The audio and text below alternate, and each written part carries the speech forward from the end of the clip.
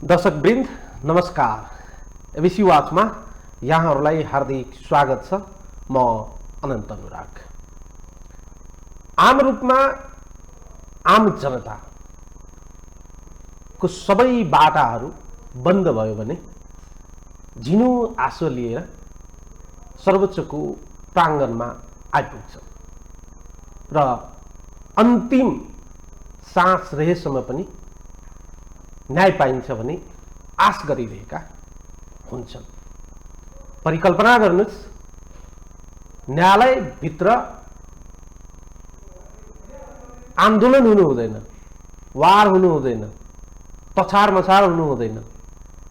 त्यसैले त होला न्यायालयलाई मन्दिर र न्याय दिने न्यायाधीशहरूलाई न्यायमूर्ति सरह हामी मान्दछौँ, मानिआएका छौँ।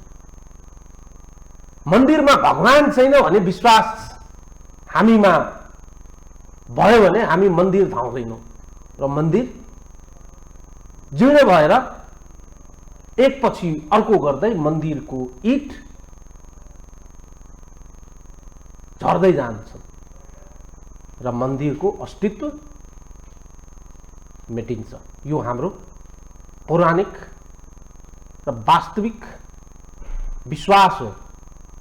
आज जुन प्रकारले हाम्रो न्यायको मन्दिर र न्याय दिने न्यायमूर्तिहरूमाथि प्रश्न उब्जिएको छ, यो प्रश्न केवल प्रश्न होइन, नैतिकताको कसीमा मात्र उत्रिनु पर्ने छैन। विधि पद्धति प्रक्रिया र भोलिका दिनमा आफ्ना सन्ततिहरूलाई कस्ता सन्देश र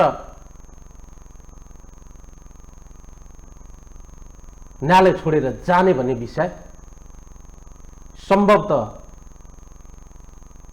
कानुन जानेका, संविधान जानेका, विधि पद्धति जानेका थोर बहुत हामी जस्ताहरूले निकै गम्भीर हुनुपर्ने स्थिति हो जस्तो लाग्छ मलाई। कानुन व्यवसायीहरूको छाता संगठन बारले गरेको आन्दोलनमा वार नै सुरु भयो। भिजिलान्तेहरू प्रयोग भए, बाहिरका मान्छे गएर आन्दोलनमा सहभागी भएका कानुन व्यवसायीहरूमाथि गाली गलौज भए, हातपातको प्रयास समेत भए। कसको निर्देशनमा कसरी यस्ता घटनाहरू न्यायालयभित्र भयो, यसको जिम्मेवारी कसले लिने, जिम्मेवार को हुन्, यी प्रश्नको उत्तर आज न्यायालय छाडेर गए तापनि भोलिका दिनमा पनि इतिहासको कटघराभित्र उभिनु नै पर्नेछ। आज संवाद गर्नेछौँ न्यायालयभित्र देखिएको यो भयावह स्थिति, संकटको समाधान कसरी गर्ने र कहिलेदेखि यस्तो स्थिति उत्पन्न भयो न्यायालयभित्र। समुचित रूपमा, समष्टिगत रूपमा अहिलेको यो स्थिति उत्पन्न हुनुमा को दोषी छन्, को दोषीहरू हुन्। हामीसँग हुनुहुन्छ लामो समयदेखि कानुन व्यवसायीहरूमा मध्ये सबैभन्दा पाखु, बौद्धिक, तार्किक र हामी सबैको सम्मानित वरिष्ठ अधिवक्ता, कानुनविद, संवैधानिक कानुनका जानकार विश्वकान्त मैनाली सर कार्यक्रममा उहाँलाई स्वागत गर्छु। विश्वकान्त सर, कार्यक्रममा स्वागत गर्न चाहन्छु आफ्टर लङ टाइम। धन्यवाद आनन्दजी।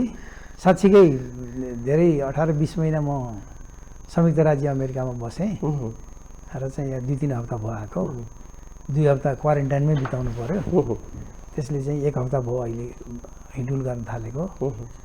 साँच्चीकै एउटा चाहिँ लामो समयपछि हामीहरूको भेटघाट भएको छ। ओके, विषयमा प्रवेश गरौँ सर। अब धेरै कुराहरू त तपाईँलाई अवगत नै छ। अब अमेरिका बस्दा पनि यहाँको राजनीतिक, सामाजिक, आर्थिक जे छ सबै विषयसँग तपाईँ अवगत नै हुनुहुन्छ। तर आज पर्टिकुलरली चाहिँ अब तपाईँसँग सम्बन्धित समेत रहेको विषय भएको हुनाले त्यतातिर चाहिँ म बढी केन्द्रित हुन चाहन्छु।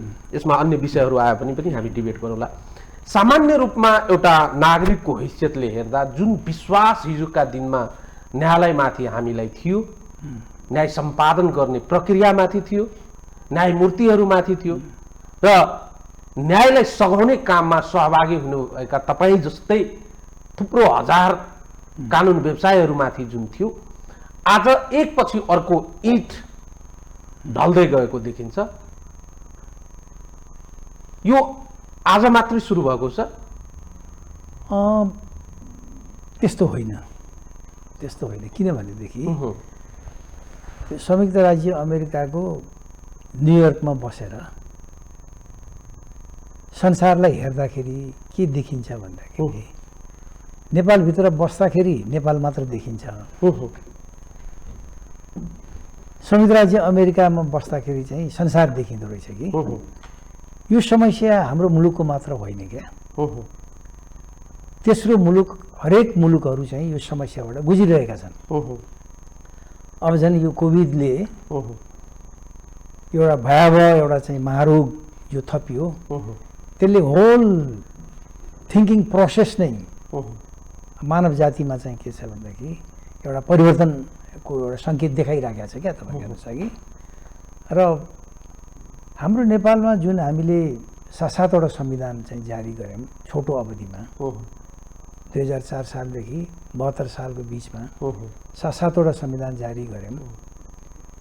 त्यसको अर्थ के छ भन्दाखेरि हामीहरूको सोसाइटी, हामीहरूको पोलिटिकल सिस्टम स्थापित भइसकेका छैन। अहिले हामी सङ्क्रमण कालमै रहेछौँ क्या, हगि हामी सङ्क्रमण कालमा छौँ। र हामी यो विश्व प्रगतिको चाहिँ जुन मूल प्रभाव हो त्यसबाट 2007 साल अगाडि त हामीहरू यसै वञ्चित थियौँ। 2007 साल पछि पनि के छ त भन्दाखेरि 30 वर्ष पञ्चायत व्यवस्था हुँदाखेरि पनि आम पिपुलमा चाहिँ के छ भनेदेखि अन्तर्राष्ट्रिय रिलेसन कनेक्सन हुन सकेन। र त्यो रिलेसन कनेक्सन चाहिँ 2047 सालको जनआन्दोलन पछि मात्र नेपालीहरू चाहिँ बाह्य जगतमा आउने जाने गर्न थाले है।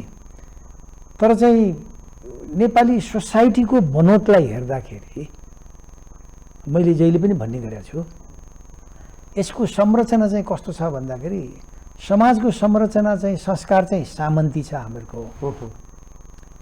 त्यो सामन्ती संस्कारबाट चाहिँ पल्पिएका, हुर्किएका, बढेका चाहिँ जति पनि राजनीतिक दल र नेताहरू छन् तिनीहरू चाहिँ हुकुमी एउटा चाहिँ प्रवृत्तिका मान्छेहरू छन् क्या तपाईँको हेर्नुहोस् है। त्यसले त्यो सोसाइटीले चाहिँ लोकतन्त्रलाई अनुभूति गर्न सकिरहेको छैन क्या। फेरि लोकतन्त्र व्यक्तिले पनि बोक्नुपर्छ, व्यक्तिभन्दा बढी चाहिँ संस्थाले चाहिँ लोकतन्त्र बोक्नुपर्छ क्या। संस्थागत लोकतन्त्र छ भनेदेखि त्यो चाहिँ दिगो भएर बस्दो रहेछ। म चाहिँ अमेरिकामा हुँदाखेरि, संयुक्त राज्य अमेरिकामा निर्वाचनमा हेर्दाखेरि डोनाल्ड ट्रम्पको हरेक दिन म उसको बिहेभियर वाच गर्थेँ है मिडियामा। तर डोनाल्ड ट्रम्प चाहिँ एउटा यस्तो व्यक्ति जन्मियो त्यहाँ, त्यो मान्छे चाहिँ एउटा हिटलर स्वभावको जन्मेर गयो क्या। उनले चाहिँ त्यो अमेरिकाको 200-250 वर्षको चाहिँ इतिहासको त्यो चाहिँ जुन उनीहरूको स्वतन्त्रताको एउटा चाहिँ अभ्यासको एउटा चाहिँ समाज छ, त्यसलाई उसले चाहिँ त्यो संरचनाहरूलाई पनि ध्वस्त गर्न प्रयास गर्यो। तर उनीहरूको इन्स्टिट्युसन यति बलियो रहेछ, त्यो इन्स्टिट्युसनहरू हल्लिँदै पनि थाने उनीहरूले क्या, थाने उनीहरूले।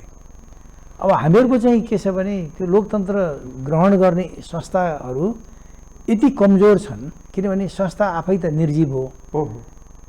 त्यो संस्थाको नाममा सञ्चालित हुने त व्यक्ति हो। त्यो व्यक्ति को नियुक्ति हुन्छ भन्दाखेरि जो राजनीतिक दलको नेता छ उसले नियुक्ति गर्छ। नेता कस्तो छ भन्दाखेरि चाहिँ न भिजन छ न आचरण छ। आचरण र भिजन दुवै कमी भएको बहुमत नेताहरूको चाहिँ के छ भने जिम्मेवारीमा राजनीतिक परिवर्तन पनि भयो र उहाँहरूकै जिम्मेवारीमा चाहिँ के छ भन्दाखेरि शासन व्यवस्था पनि सञ्चालित भयो। त्यसले हामीले चाहिँ अहिले सर्वोच्च अदालतको आजको अवस्थाको जुन किसिमको गतिविधि हामी देखिराखेका छौँ त्यो आजको उत्पत्ति होइन त्यो हगि। अब त्यसलाई हामीले कालखण्डलाई विभाजन गरेर हेर्ने हो भनेदेखि 7 साल त 7 साल अगाडिको कुरा जातीय शासन भइगयो, त्यसलाई हामीले अन्त्य गऱ्यौँ। 7 सालदेखि चाहिँ 17 सालसम्म 15 सालमा एउटा चाहिँ प्रजातान्त्रिक व्यवस्था आएको थियो, त्यो पनि धेरै लामो टिक्न सकेन, त्यसमापट्टि नजाउँ हामीहरू। र 17 सालपछि चाहिँ 19 सालदेखि 47 सालसम्मको एउटा व्यवस्था रह्यो, त्यसले आफ्नो प्रकारको काम गर्यो। तर त्यो बेलामा पनि एउटा स्वतन्त्र न्यायपालिका भन्ने कुराहरू संस्थागत चाहिँ हुँदै पनि त्यो अवधारणा चाहिँ त्यो पृथकीकरणको सिद्धान्तलाई चाहिँ त्यसले पूर्णतः रूप प्राप्त गरेको देखिएन क्या अघि। र वास्तविक रूपमा चाहिँ एउटा पृथकीकरणको सिद्धान्त लागू भएको चाहिँ त 2047 सालको संविधानले नै हो। हेर्नुहोस्, लोकतन्त्रको फाउन्डेसन त्यही नै हो। अब त्यो समाजको लागि, नेपाली समाजको लागि त्यो संविधान केही हदसम्म उपयुक्त थियो। म तपाईँलाई फेरि बिचमै प्रश्न गर्छु, त्यसपछि अगाडि बढ्नुला सजिलोको लागि। तपाईँले इन्स्टिट्युसनको कुरा गर्नुभयो। नेपालमा हामीले 7 वटा संविधान बनायौँ। 7 वटा संविधान बनाउँदा विशेषतः र प्रमुखताका साथ हामीले कार्यपालिकाको सवालमा केही नयाँपन थप्ने कामहरू गरेका थियौँ। व्यवस्थापिकाको सवालमा हामीले केही नयाँपन दिने कोसिसहरू गरेका थियौँ। लेटेस्ट संविधानमा पनि हामी परिमार्जित अहिलेको चाहिँ फेडरल कन्स्टिट्युसनलाई चाहिँ एडाप्ट गरेका छौँ र थुप्रै कुराहरू एलिमेन्ट्सहरू एड गरेका छौँ। तर न्यायालयको सवालमा जाँदा विगतदेखि अहिलेसम्म आउँदा जुन ऱ्यापिड र समाज परिवर्तनसँगै जुन प्रकारको संस्थागत परिवर्तन न्यायालयभित्र हुनुपर्दथ्यो त्यो हुन नसकेको कारण लामो कालखण्डपछि विस्फोट हुन्छ नि, त्यो भएको हो अहिले। त्यसो भए करिब करिब चाहिँ अनन्तजीको भनाइ नजिक आयो। म के भन्छु भन्दाखेरि 47 सालभन्दा अगाडि जुन राजनीतिक पद्धति थियो त्यसलाई हामीले इन्कार गऱ्यौँ, त्यसमा परिवर्तन चाह्यौँ। 47 सालमा हामीले परिवर्तन ल्यायौँ। 47 सालभन्दा अगाडिको चाहिँ राजनीतिक व्यवस्थालाई हामीले के भन्यौँ त भन्दाखेरि यो निरङ्कुश छ, निर्दलीय छ, विभिन्न किसिमको आरोपहरू हामीले लगायौँ है। तर 47 सालको जनआन्दोलनले जो हामीले संविधान निर्माण गऱ्यौँ त्यसमा शक्ति पृथकीकरणको सिद्धान्त अन्तर्गत राम्रो व्यवस्था गऱ्यौँ। र संविधानमा पनि सामान्यतया अन्तमुलुकमा नभएको 2टा व्यवस्था हामीले थप्यौँ त्यहाँ हाम्रो संविधानमा। हाम्रो संविधानको विशेषता, सार्क रिजनमै नभएको विशेषता, अरू मुलुक तेस्रो मुलुकमा पनि नभएको विशेषता के थप्यौँ त भन्दाखेरि न्यायपालिकालाई चाहिँ सञ्चालन गर्नको लागि न्याय परिषद गठन गऱ्यौँ, संवैधानिक एउटा व्यवस्था गऱ्यौँ हामीले। र चाहिँ नेपालको संवैधानिक अङ्गहरूका प्रमुखहरू नियुक्त गर्नको लागि चाहिँ संवैधानिक परिषद हामीले गठन गऱ्यौँ अघि। संवैधानिक परिषदले चाहिँ एउटा चाहिँ कार्यकारिणी पदाधिकारीहरूको नियुक्तिमा अवधारणा कस्तो रह्यो त भन्दाखेरि देशभरका योग्य सक्षम विषयका माने चाहिँ विज्ञहरूको एउटा रोस्टम बनाएर त्यसबाट चाहिँ के छ भन्दाखेरि संवैधानिक परिषदले चाहिँ मान्छे छान्छ, उपयुक्त मान्छे छान्छ, मेरिटोक्रेसीको आधारमा चाहिँ मान्छे छान्छ। त्यसले चाहिँ के छ भनेदेखि लोकतन्त्र चाहिँ स्थापना गर्नको लागि र विकास गर्नको लागि र न्याय सम्पादन गर्नलाई, जनताको आकाङ्क्षा पूर्ति गर्नको लागि मद्दत गर्छ भन्ने पवित्र उद्देश्य राख्यौँ हामीले। न्याय परिषदले चाहिँ के गर्ने त भन्दाखेरि न्यायालय चाहिँ एउटा हरेक नागरिकको चाहिँ आस्थाको अन्तिम केन्द्र हो र चाहिँ उसले चाहिँ अन्तिम आफ्नो एउटा सहाराको चाहिँ केन्द्र चाहिँ न्यायपालिका बनायौँ र न्यायपालिकामा चाहिँ इन्साफ दिन सकियो भनेदेखि मान्छेले चाहिँ अर्को विद्रोहको चाहिँ के छ भने परिकल्पना गर्दैन भन्ने मान्यता हामीले राख्यौँ। किनभने संयुक्त राष्ट्र सङ्घले 1948मा चाहिँ जुन ह्युमन राइट्स डिक्लेरेसन गरेको छ त्यसको प्रियामलमा के लेखेको छ भन्दाखेरि किन त्यो डिक्लेरेसन गरेको त भन्दाखेरि चाहिँ मानिसले आफूमाथि परेको चाहिँ अन्यायको माने चाहिँ उपर छुट्टै विद्रोह गर्न नपरोस्, छुट्टै विद्रोह गर्न नपरोस् भन्नका खातिर चाहिँ के छ भने राज्यले चाहिँ यो मानवाधिकार चाहिँ जुन किसिमको घोषणापत्र 30 धारा छ हरेक राज्यले चाहिँ यसलाई अंगीकार गरिदियो र समाहित गरिदियो कन्स्टिट्युसनमा भने त्यो चाहिँ एउटा लोकतान्त्रिक एउटा चाहिँ मानवाधिकार सम्मत भने चाहिँ राज्य व्यवस्था हुन्छ भन्ने आधारबाट त्यहाँ चाहिँ संयुक्त राष्ट्र सङ्घले चाहिँ घोषणा जारी गरेको छ, मानवाधिकार घोषणा जारी गरेको छ। अब चाहिँ न्यायालयमा पनि चाहिँ आस्था भएन भनेदेखि त नसक्ने त कमजोर भएर चाहिँ पेलिएर जाँदा सक्नेले त के छ भने एउटा उद्दण्डता मचाउँछ, अराजकता मचाउँछ नि। त्यसपछि फेरि के छ भन्दाखेरि त्यहाँ चाहिँ एउटा अस्थिरता फेरि सिर्जना हुन्छ। त्यसैले त्यो न्यायपालिका त यस्तो एउटा इन्स्टिट्युसन हो जुन इन्स्टिट्युसनमा चाहिँ सबैको आस्था हुनुपर्छ र त्यो न्यायपालिकाको न्यायाधीशहरूको शक्ति चाहिँ के हो त? सिपाही हुँदैन उसँग, आर्मी हुँदैन, प्रहरी हुँदैन। उसले चाहिँ आफ्नो लागि सुरक्षाको लागि पनि कार्यकारिणीसँगै सहयोग माग्नुपर्ने अवस्था आउँछ। त न्यायाधीशहरूको शक्ति भनेकै आचरण र नैतिकता हो। उच्च भने चाहिँ के छ भने आचरण र नैतिकता भएको नै न्यायाधीशहरूको चाहिँ उनीहरूको शक्ति हो। नैतिकता शक्ति हो उनीहरूको, आचरण शक्ति हो र त्यसैमा चाहिँ जनविश्वास अडेको हुन्छ। अब चाहिँ के भयो त भन्दाखेरि हामीहरूको अहिलेको परिस्थितिमा के भयो त भन्दाखेरि न्याय परिषद र चाहिँ संवैधानिक परिषद जुन हामीले चाहिँ विशिष्ट एउटा चाहिँ व्यवस्था संविधानमा गऱ्यौँ, त्यो एकदम राम्रो परिकल्पना गरेर पवित्र उद्देश्य राखेर जुन गरेका थियौँ, त्यसमा अब राजनीतिक नेतृत्वमा पुग्ने मान्छेहरू चाहिँ एउटा चाहिँ जिम्मेवार पनि भएनन् र चाहिँ उनीहरूको हैसियतभन्दा बढी पद पनि उनीहरूलाई भयो थियो र चाहिँ उनीहरू चाहिँ के छ भनेदेखि एउटा दूरगामी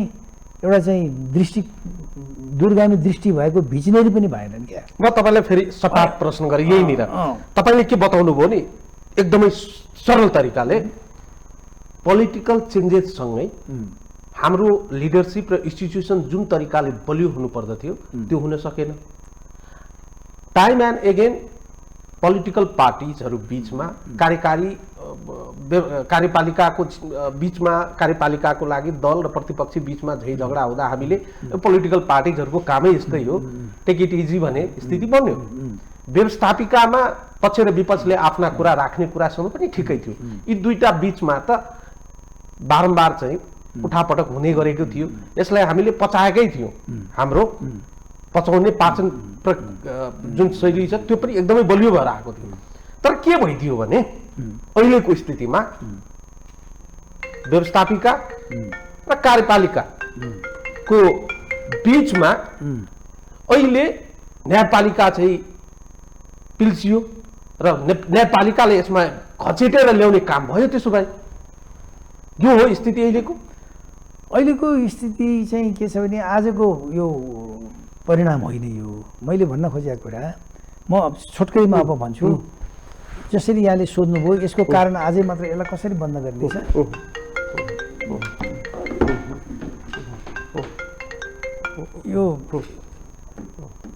यो चाहिँ के भन्नुहुन्छ भन्दाखेरि हामीले चाहिँ हाम्रो समाजको संरचना जुन छ नि त्योभन्दा बढी हामी चाहिँ के छ भन्दाखेरि राजनीतिक रूपमा संवैधानिक रूपमा चाहिँ के छ भने फड्को बढी अगाडि बढ्यौँ कि जस्तो मलाई लाग्छ क्या। तपाईँ हेर्नुहोस् है, समाज चाहिँ तयार छैन, जनआधार चाहिँ छैन हगि, खालि राजनीतिक नेतृत्व मात्र चाहिँ के छ भन्दाखेरि अग्रसर भयो क्या। तपाईँ हेर्नुहोस् है, जनता चाहिँ एउटा सतहमा छन्, जनताको चेतना एउटा तहमा छ, समाज एउटा तहमा छ।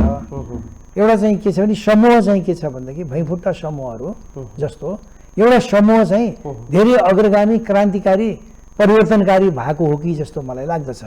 यति साह्रो छिटो हामीले त्यो अन्तिम चरणको रूपमा पुग्नुपर्ने अवस्था थिएन कि, त्यसले हामी अलि अगाडि नै चाहिँ 72 को संविधान जारी गऱ्यौँ कि हामीले 72 को संविधान भन्दा चाहिँ के छ भने त्यो बेला आइसकेका थिएन कि, बुझ्नुभयो नि कि हुन त चाहिँ के छ भन्नुहुन्छ भन्दा त्यसो हो भने तपाईँ यो भन्दै हुनुहुन्छ जुन संविधान लेख्ने प्रक्रियासँगै हामीले परिवर्तनका अपेक्षा संस्था इन्स्टिट्युसनहरूलाई बलियो बनाउने कुराहरू थिए, ती कुराहरूसँगै आउँदै गर्दा चाहिँ कार्यपालिका त्यस्तै भयो, व्यवस्थापिका त्यस्तै भयो।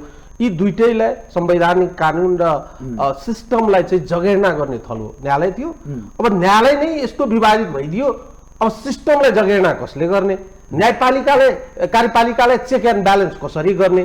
संविधानमा केही भयो, व्यवस्थापिकाबाट केही आयो, त्यो सही छ कि गलत छ भन्ने कुराको मापन गर्ने थलो पनि त्यस्तो भइदिएपछि त अनि त्यही एउटा भनिन्छ नि कोल्याप्स शब्द प्रयोग नगरौँ तर रसातलमा जाने बाटोमा त अग्रसर भयो नि हामी। अधोगति भनौँ न, अधोगतितर्फ चाहिँ जाने। अब एउटा चाहिँ फेरि यसको चाहिँ बिउ रोपिया चाहिँ कहिले भनिन्छ भने 47 सालको संविधान जारी भइसकेपछि एउटा बडो समय सापेक्षिक लोकतान्त्रिक संविधान थियो। त्यो समय सापेक्षिक लोकतान्त्रिक संविधान थियो, तर त्यसमा चाहिँ केही स्थानीय सरकारको डिभोल्युसन अफ पावर स्थानीय सरकारमा दिने व्यवस्था भइदिएको भएदेखि त्यति साह्रो अनपपुलर हुँदैन थियो। 47 सालको संविधानमा एउटै कुरा कमी के थियो त भन्दाखेरि स्थानीय सरकारलाई अधिकार दिएको भए सिंहदरबारको अधिकार चाहिँ के छ भने विभाजन गरेर चाहिँ त्यहाँ गाउँ स्तरसम्म पुर्याएको भएदेखि त्यो संविधान उत्तम थियो। त्यसमा कमी कमजोरी मेरो आफ्नो दृष्टिकोणमा चाहिँ त्यही डिभोल्युसन अफ पावर थिएन है कि। त्यसले गर्दाखेरि समाजमा विद्रोहको एउटा चाहिँ भावना चाहिँ के छ भने अगाडि बढाइराखेको थियो। न्यायपालिकाको हकमा भन्नुहुन्छ भनेदेखि विश्वनाथजी चाहिँ प्रधान न्यायाधीश हुनुहुन्थ्यो, कृष्णप्रसाद भट्टराईजी चाहिँ के छ भने प्रधानमन्त्री हुनुहुन्थ्यो होइन। 48 सालको कुरा हो। न्यायपालिकामा नियुक्ति गर्दाखेरि विश्वनाथजी पनि अब नेपाली काङ्ग्रेस पक्षधरकै न्यायाधीश हो उहाँ पनि। अब भट्टराईजी त भइहाल्नुभयो कि, तर दुइटै एकदम सम्मानित व्यक्ति हुन्, म असाध्य आदर गर्दछु। तर उहाँहरूको पालामा कसको कारणले गर्दाखेरि हो न्यायपालिकाभित्र नेभी सङ्घका कार्यकर्ता लगेर भर्ती गरिदिनु भयो। त्यो भर्ती गरेको चाहिँ के छ भने पानी चाहिँ तताइसकेपछि उमालेपछि त्यो पहिलो दाउरोले चाहिँ पानी तताउँछ नि, त लास्टमा गएर चाहिँ के हुन्छ भन्दाखेरि 100 डिग्री पुग्दाखेरि चाहिँ अन्तिम अर्कै दाउरो आइपुग्छ क्या त्यो तताउनलाई चाहिँ है कि। बोइलिङ पोइन्टमा चाहिँ एउटा दाउराकोले चाहिँ के छ भने जस खान्छ। त्यही 48 सालको चाहिँ त्यो धतुरो रोपेको चाहिँ परिणाम चाहिँ के छ भनेदेखि हालसालको विकृतिहरू जुन एक हप्ता के अरे दशकदेखिको देखिरहेको छ नि, त्यो चाहिँ त्यहाँबाट चाहिँ प्रारम्भ भयो। यो 47 सालको संविधान त्योभन्दा अगाडिको एउटा अवस्था थियो हेर्नुहोस् तपाईँ हेर्नुहोस् है। पञ्चायती व्यवस्थालाई जतिसुकै गाली गरे पनि म पञ्चायतमा पनि चाहिँ के छ भने लामो समय वकालत गरेको व्यक्ति भएको हुनाले अहिलेको भन्दा इन्साफ चाहिँ पञ्चायत व्यवस्थामा चाहिँ के छ भने उच्च तहमा व्यवस्था र राजनीतिक व्यवस्था र राजा र राज परिवारसँग सम्बन्धित पक्षहरूको बाहेक आम नेपाली जनताको मुद्दामा चाहिँ इन्साफ थियो। अब राजपरिवारलाई यसै मुद्दा नलाग्ने उनीहरूले चाहिँ अदालतलाई प्रभाव पार्नुपर्ने कारण केही थिएन। राजदरबारका कर्मचारीहरूलाई प्रभाव पार्थे, तर 100 मुद्दामा 5वटा मुद्दामा प्रभाव पार्थे होला, तर न्यायाधीशहरूमा एउटा भएको अवस्था पनि थियो र इमान्दार पनि थिए। त्यसले गर्दाखेरि राजनीतिक मुद्दामा इन्साफ थिएन है कि, राजनीतिक मुद्दामा चाहिँ इन्साफ थिएन। तर चाहिँ सामान्य नागरिकको हकमा चाहिँ अहिलेको अवस्थाभन्दा बहुदल आएपछि भन्दा त्योभन्दा अगाडि चाहिँ राम्रो सामान्य नागरिकलाई चाहिँ इन्साफ थियो। अहिले के भनिँदैछ भने हेर्नुहोस्, अब अहिले चाहिँ तपाईँले त्यही म तपाईँको पोइन्टमा आएँ म हगि। त्यसैले आज सर्वोच्च अदालतभित्र जुन विग्रह देखिराखेको छ त्यो विग्रह आजको उपज होइन। त्यो उपज 2048 सालदेखि हामीले चाहिँ बिउ रोप्दै गएको त्यो बिस्तारै चाहिँ त्यो झाँगिँदै गएको चाहिँ के छ भने अवस्था हो। किन हो भन्नुहुन्छ भन्दाखेरि सर्वोच्च अदालतको सम्मेलनहरूले पनि कानुन व्यवसायीको सम्मेलनहरूले पनि 47 सालपछि अदालतभित्र विसङ्गति र विकृति बढ्दै जान लाग्यो है भनेर प्रत्येक वर्ष वार्निङ गरिरहेकै छन्। राजनीतिक दलहरूले पनि बेला बेलामा चाहिँ के छ भने यी अभिव्यक्ति नदिएका होइनन् है कि। राजनीतिक दलको कुरा छोडौँ, उनीहरू आफ्नो स्वार्थ हुँदाखेरि चाहिँ महान माने चाहिँ के छ भन्दाखेरि फैसला यो चाहिँ कहीँ संसारकै एउटा चाहिँ उदाहरण भनेर चाहिँ भन्छन्, अदालतप्रति चाहिँ जय जयकार बनाउँछन्। एउटा फैसला चाहिँ नेगेटिभ आयो भनेदेखि त्यसको चाहिँ मृत्युदण्डको चाहिँ के छ भनेदेखि लिएर जुडिस पनि हिँड्छन् तपाईँ हेर्नुहोस् है कि। अब त्यही विश्वनाथजीलाई चाहिँ के छ भने एमाले कार्यकर्ताहरूले फाँसी दिए भनेर पनि चाहिँ आवाज उठाए है कि। तपाईँ मलाई एकदमै ठिक ठाउँमा ल्याइदिनु भयो। अब मलाई सहज भयो। अब म के प्रश्न राख्न चाहन्छु भने यो त पुरानै रोग रहेछ। रोग अहिले चाहिँ क्यान्सरको बिरामी एक दिनमा लाग्दैन, 1 महिनामा लाग्दैन, चाहिँ ऊ वर्षौँदेखि चाहिँ के छ भने क्यान्सरबाट पीडित छ। अहिले यो क्रोनिक मात्रै भएको, यो क्रोनिक र यो चाहिँ एउटा चाहिँ भिजिबल भयो क्या। Okay right. अब फेरि यहाँनिर पनि प्रश्न छ समाजमा। के प्रश्न छ भने दुखेको छ पेट, तर हामी के प्रिस्क्राइब गरिरहेका छौँ भने र हामी के डिमान्ड गरिराखेका छौँ भने पेट दुखेको होइन, टाउको दुखेर पेटमा चाहिँ असर भएको हो भनिराखेको छ। अथवा प्रश्न कहाँनिर लगेर म जोड्छु भने हामीलाई समुचित न्यायालयको पुनर्संरचना गर्नुपर्ने अवस्था छ, परिमार्जन गर्नुपर्ने अवस्था छ। शुद्धिकरणको मुद्दा उठाएर हामी के भनिरहेका छौँ भने वर्तमान प्रधान न्यायाधीशज्यूको राजीनामा भयो भने न्यायालयमा अहिले देखिएको सम्पूर्ण कुराहरू ठिकठाक बारकै आन्दोलनको माग हेर्नुभयो भने के देखिन्छ भने चोलेन्द्र शमशेर जबराको राजीनामा नआएसम्म हामी रोक्दैनौँ। यो त ठ्याक्कै कहाँनिर भयो भने पेट दुखिराखेको छ तर औषधि चाहिँ टाउको गरेपछि पेट निको हुन्छ भने माग गरिराखेका छौँ। यो कता कता नमिल्या जस्तो देखिँदैन होइन। तर यहाँनिर एउटा कुरा के छ भन्दाखेरि नेपाल बार एसोसिएसनको जुन आन्दोलन हो, नेपाल बार एसोसिएसनको कर्तव्य के, काम के भन्दाखेरि वकिलहरू पनि न्याय सम्पादनका एउटा अङ्ग हुन्। अघि न्याय सम्पादनमा 4 अङ्ग हुन्छ क्या, तपाईँ हेर्नुहोस्। एउटा अङ्ग हुन्छ पीडित पक्ष भन्ने, चाहे पीडा उसलाई भएको होस् नहोस्, म पीडित छु भनेर अदालत आउने एउटा पक्ष हुन्छ। विपक्ष हुन्छन् उनीहरू, झगडिया भनौँ त्यसलाई शब्दमा, एउटा झगडिया हुन्छ। त्यो झगडियालाई चाहिँ प्रतिनिधित्व गरेर उसको विचार चाहिँ के छ भने अदालत समक्ष पुर्याउने जिम्मेवारी कानुन व्यवसायीको हुन्छ। अनि यी दुईटा मिलेर चाहिँ पक्ष र विपक्षका चाहिँ न्याय र अन्यायका कुराहरू चाहिँ अदालत समक्ष प्रस्तुत गरिसकेपछि त्यहाँ निजामती कर्मचारीहरूले चाहिँ त्यसको प्रशासन कर्मचारीहरूले त्यसको व्यवस्थापन गर्छ। अनि चौथो अन्तिम निर्णय दिने अधिकारी चाहिँ न्यायाधीश हुन्छ। यो 4वटा अङ्ग मिलेर चाहिँ इन्साफ हुन्छ क्या, न्याय सम्पादन हुन्छ भनौँ न, है न्याय सम्पादन हुन्छ।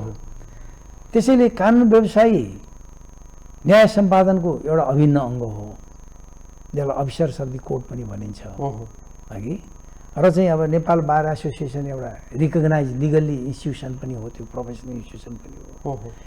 यसको काम भनेको आफ्नो पेसा गरेर पेट पाल्ने आर्जन गर्ने व्यापार होइन, यो मात्र होइन।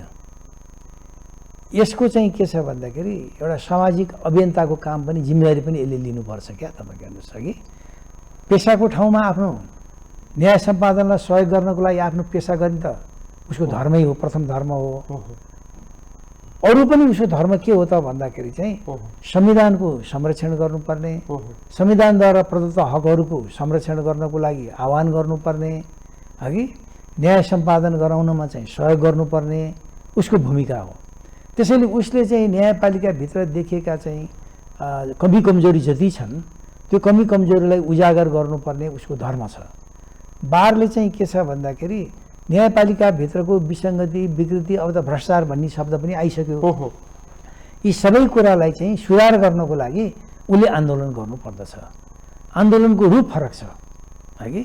तपाईँ र म अहिले जो सम्पादन गरिरहेछौँ नि, म एउटा पूर्व बारको अध्यक्षको हैसियतले, वरिष्ठ अधिवक्ताको हैसियतले, तपाईँ एउटा पत्रकारको हैसियतले न्यायपालिकाको बारेमा जो चर्चा गरिरहेछौँ, यो ठुलो आन्दोलन हो। यो जनचेतना फैलाउने चाहिँ आन्दोलन हो। यो सडकको आन्दोलन मात्र आन्दोलन हो। तर सवाल के हो भने, फेरि पनि मेरो सवाल के हो भने कानुन विधि पद्धति प्रक्रिया संविधान, अनि म त्यही पनि त्यहाँ आउँदैछु म पोइन्टमा कि त्यसैले बारले चाहिँ जब चाहिँ न्यायालयभित्र विसङ्गति विकृति भ्रष्टाचार छ भनेर चोलेन्द्र शमशेरजी प्रधान न्यायाधीशकै निर्देशनमा गठन भएको हरिकृष्ण कार्कीको चाहिँ के छ भने माननीय न्यायाधीश हरिकृष्ण कार्कीको समितिले चाहिँ प्रतिवेदन दिएको छ र त्यसलाई अब लागू गर्ने भन्दाखेरि त्यो कुरा त के छ भनेदेखि अब एउटा बारको अभिन्न चाहिँ के छ भने भूमिकाभित्र भन्दा पनि चाहिँ सर्वोच्च अदालतकै भूमिकाभित्र पर्यो त्यो कुरा क्या। सुधारको निम्ति चाहिँ गर्नु परेपछि बार त एउटा अभिन्न अङ्ग बाले उसले सुधार गर्नुको लागि प्रयास गर्नु पर्यो। र उसले माग्ने चाहिँ कुरा के हो त भन्दाखेरि उसले भनेको चाहिँ कुनै पनि पदबाट चाहिँ मुक्त हुने केही आधारहरू छन् क्या। तपाईँ हेर्नुहोस् कि पहिलो आधार भनेको राजीनामा नै हो, संवैधानिक व्यवस्था हो, यो गैर संवैधानिक व्यवस्था होइन। ती लेख्या छ पदबाट मुक्त कसरी हुन्छ त मान्छे भन्दाखेरि हरेक पदको 1 नम्बरकै क नम्बरमै के लेख्या हुन्छ भन्दाखेरि उसले चाहिँ के छ भने राजीनामा दिएमा भन्ने लेख्या हुन्छ अघि।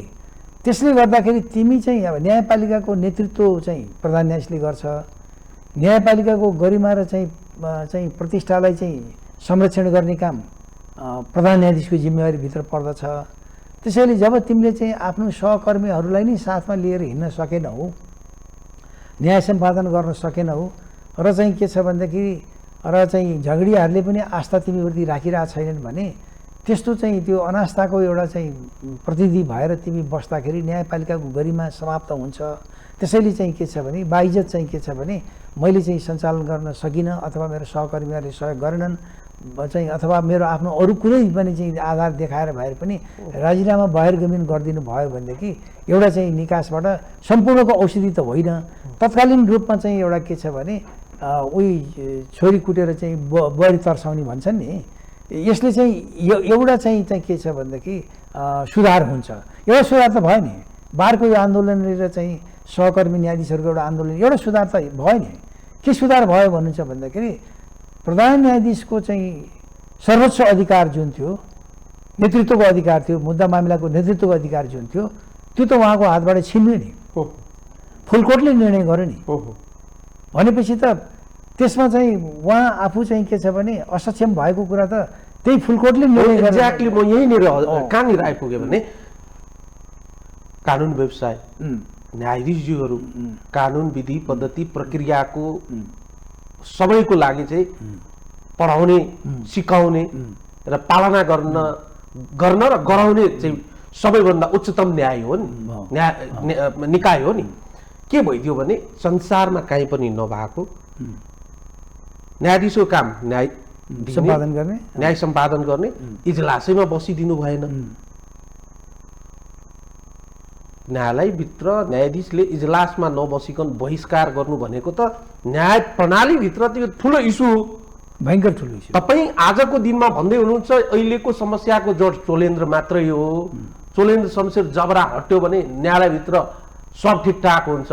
तर यो पछि आउने पात्र हो अर्को पात्र, योभन्दा अर्को चोलेन्द्र आइदियो भने तपाईँको यो आन्दोलनको त केही उपलब्धि भएन। तपाईँले भने जस्तै आजको दिनमा फुल बेन्च बसेर जुन डिसिजन गरेका छन्, यो डिसिजन योभन्दा 3 हप्ता अगाडि नै गरिदिएको भए सम्भवतः एउटा च्याप्टर त क्लोज भएको हुन्थ्यो नि।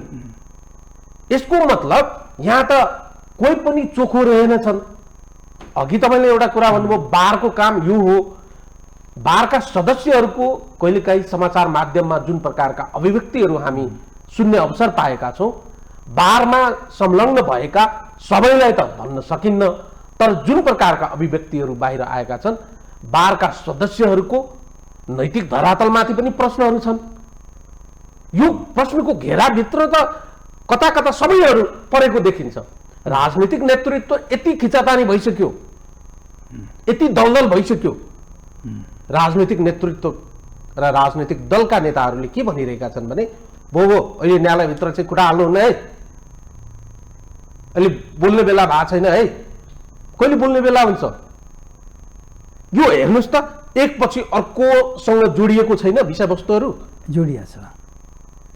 म भनौँ त यसमा प्लिज। ल, पहिलो कुरो त के हुन्छ भने कुनै पनि आन्दोलनमा उद्देश्यलाई पहिले हेर्नुपर्छ क्या।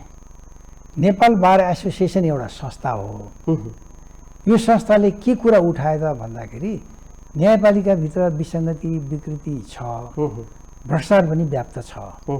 आम जनताले भनेको राजनीतिक दलका नेताहरूले पनि बेला बेलामा बोल्छन् होइन, र चाहिँ देखिएको पनि छ, झगडियाहरूले पनि भनिराखेका हुनाले बार एसोसिएसनको काम चाहिँ न्यायपालिकालाई सुधार गर्नुपर्ने भएको हुनाले सर्वोच्च अदालतकै प्रधान न्यायाधीशकै निर्देशनमा चाहिँ गठित एउटा चाहिँ हरिकृष्ण कार्कीको चाहिँ समितिले पनि भ्रष्टाचार छ भन्ने कुरा पनि उहाँले पनि इङ्गित गर्नुभयो र यसलाई क्रमशः लागू गर्दै जाने भनेपछि त्यसलाई सुधारको निम्ति बारको निम्ति उसको दायित्व जिम्मेवारी छ।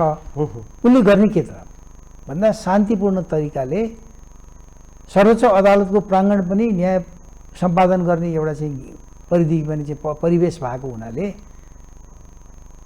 त्यहाँभित्र शान्तिपूर्ण तरिकाले बसेर न्यायपालिकालाई सुधार गरौँ भन्ने जुन आन्दोलन गरेका छ, त्यो आन्दोलन चाहिँ के को उद्देश्य चाहिँ पवित्र छ, त्यसमा शङ्का नगरौँ। अब यहाँले अघि भन्नुभयो भिजिलेन्टीहरू पनि प्रवेश गरे भन्ने कुरामा आन्दोलनभित्र धेरै इन्ट्रेस्टहरू चाहिँ यो मात्र होइन, मैले त जीवनमा धेरै आन्दोलनहरूमा सहभागी भएँ, कति आन्दोलन आफ्नै नेतृत्वमा पनि गरेँ। मैले हेर्दाखेरि के देख्छु भने हरेक आन्दोलनभित्र आयोजकको एउटा पवित्र उद्देश्य हुँदाहुँदै पनि विभिन्न व्यक्तिहरूको आफ्नो स्वार्थ पनि त्यहाँ प्रयोग हुन सक्छ क्या। तपाईँ हेर्नुहोस् है, वकिलहरू दुधले धोका छन् म भन्दिनँ, धेरै बिचौलिया वकिलहरू पनि छन्। तपाईँ हेर्नुहोस्, न्यायपालिकालाई भ्रष्ट पार्ने चाहिँ बनाउने प्रक्रियामा वकिलको पनि ठुलो भूमिका छ। त्यही वकिलहरूलाई नियन्त्रण गर्न भनेर कानुन व्यवसायी परिषद भन्ने कुरा चाहिँ बनाएको छ क्या। तपाईँ हेर्नुहोस्, कानुन व्यवसायी परिषदले, बार काउन्सिलले चाहिँ वकिलहरूको आचरणलाई कन्ट्रोल गर्ने, अनियमितता गरेकोलाई चाहिँ अनियमितता गर्नेलाई चाहिँ लाइसेन्स खोज दिने सबै व्यवस्था गरेका छ। इन्स्टिट्युसन चाहिँ तपाईँको संवैधानिक प्रावधानहरू, कानुनी प्रावधानहरू नेपालमा प्रशस्त छन् र चाहिँ फेरि सक्षम निकायको कल्पना पनि गरिएको छ। अब एटर्नी जनरल लगेर चाहिँ कानुन व्यवसायी परिषदको चाहिँ के छ भने अध्यक्ष बनाइएको छ, बारको अध्यक्ष उपाध्यक्ष छन्। अब चाहिँ कानुन व्यवसायी हुने पनि चाहिँ के छ भने एटर्नी जनरल हुने पनि बारबाटै जान्छ त्यो मान्छे, किनभनेदेखि चाहिँ बारभित्र त हरेक दलका चाहिँ पार्टीका सदस्यहरू नै समाहित छन् त्यहाँनिर। तपाईँ हेर्नुहोस्, अनि त्यसले गर्दाखेरि वकिलले जति विकृति विसङ्गति गरे पनि, जति चाहिँ के छ भने बिचौलियाको काम गरे पनि त्यो दुधको साक्षी बिरालो भने जस्तो त्यो न्याय बार काउन्सिलले कामै गर्दैन, कारवाही नै गर्दैन। अब न्याय परिषद चाहिँ के छ भने न्यायाधीशहरूको निकीबद्धी आचरण राखेर चाहिँ उच्च नैतिकता छ कि छैन मूल्याङ्कन गरेर कारवाही गर्ने निकाय हो। त्यहाँ सबै आचरण पनि चाहिँ कम्प्रोमाइज गरेका व्यक्तिहरूको समावेश छ। चाहिँ त्यसले पनि के छ भनेदेखि फङ्सन गरिरहेको छैन। संवैधानिक परिषदको बारेमा भनिहालेँ मैले, न्याय परिषदको बारेमा भनिहालेँ। संविधानले चाहिँ संरचना जो गरेको छ त्यो चाहिँ पवित्र उद्देश्य राखेर शक्तिशाली चाहिँ इन्स्टिट्युसनहरू बनाएको छ। तर शक्तिशाली इन्स्टिट्युसनहरूलाई प्रतिनिधित्व गरिदिने चाहिँ के छ भने पात्र जुन चाहिँ राजनीतिक दलको नेतृत्वबाट चाहिँ नियुक्त हुन्छ त्यो चाहिँ यति कमजोर, यति असहाय र यति चाहिँ पदलोलुप्त र एउटा चाहिँ हनुमान दास ल्याएर त्यहाँ राखेको हुन्छ, विषयको ज्ञान पनि त्यति हुँदैन। अनि ऊ चाहिँ के छ भने आफ्नो माने मास्टरप्रतिको लोयल्टी उसको चाहिँ के छ भने इन्स्टिट्युसनप्रतिको लोयल्टी भन्दा पनि नियुक्त गरिदिने राजनीतिक दलको नेताप्रतिको लोयल्टीमा चाहिँ ऊ गएको हुनाले संविधानले संरचना धेरै न्यायपालिकामा त साँच्चै के भन्ने हो भने एउटा नमुनाको एउटा संरचनाहरू बनाएको छ क्या। सबै चाहिँ न्याय सम्पादन गर्ने निकायहरूलाई नियन्त्रण गर्ने आधारहरू छन् त्यहाँनिर, प्रशासकलाई चाहिँ नियन्त्रण गर्ने आधारहरू पनि छ।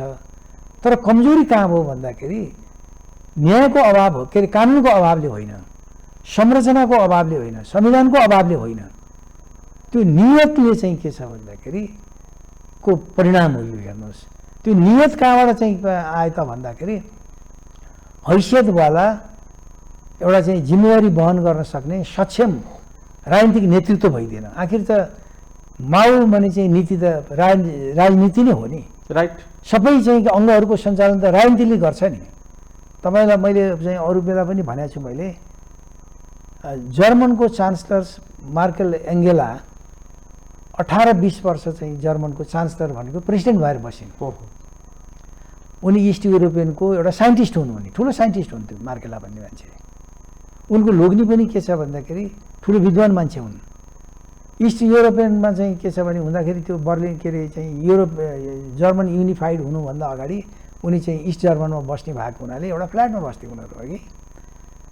18 वर्षसम्म चाहिँ चान्सलर, त्यो पनि युरोपको सबैभन्दा शक्तिशाली मुलुकको चान्सलर, त्यस्तो चान्सलरले त्यो आफ्नो साबिकको चाहिँ 4 कोठाको 3 कोठाको घरमै बसे, लोग्नी स्वाइले त्यहीँ बसे, आफैले भात पकाए, आफैले खाए, भाडा पनि माझे, चान्सलर पनि भइन्।